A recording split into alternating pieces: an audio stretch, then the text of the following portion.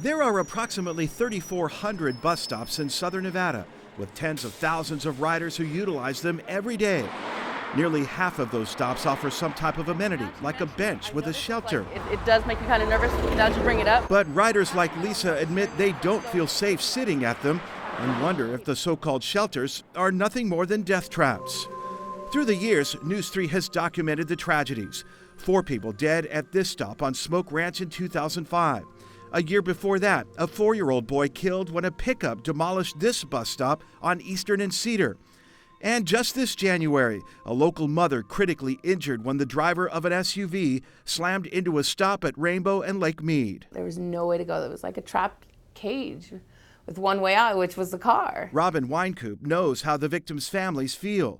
In 2008, she lost her mother, who was sitting at this bus shelter on Boulder Highway. It makes me so angry because something so simple can be done. But according to the RTC, the issue isn't simple at all.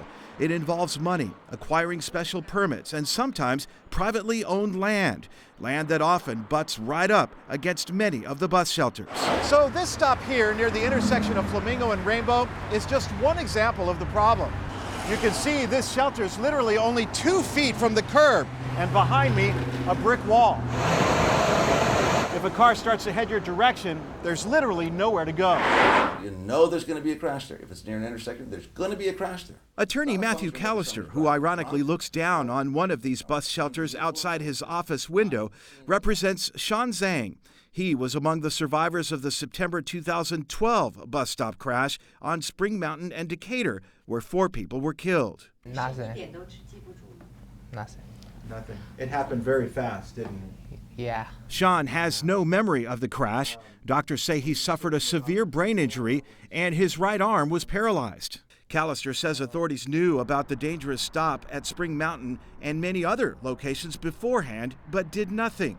Our investigation revealed authorities were, in fact, aware of the risks. We're on top of this, and we're not going to let it fester any longer. From the mayor and city council to state lawmakers who signed a related law acknowledging the issue in 2007, to testimony offered up by then RTC General Manager Jacob Snow.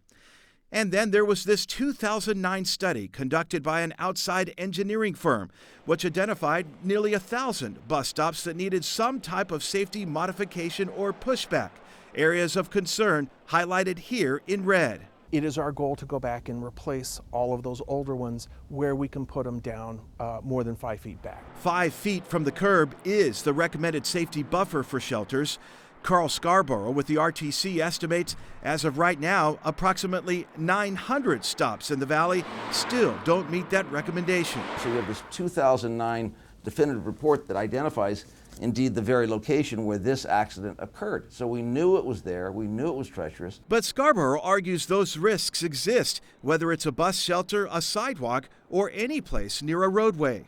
They're at risk is because people get behind the wheel under the influence and they drive on the sidewalk and they make poor decisions. So there's no liability then on the part of Well, authorities on the state or the RTC level? That's a legal question. To date, the RTC has never been held liable for any bus stop crash in the valley.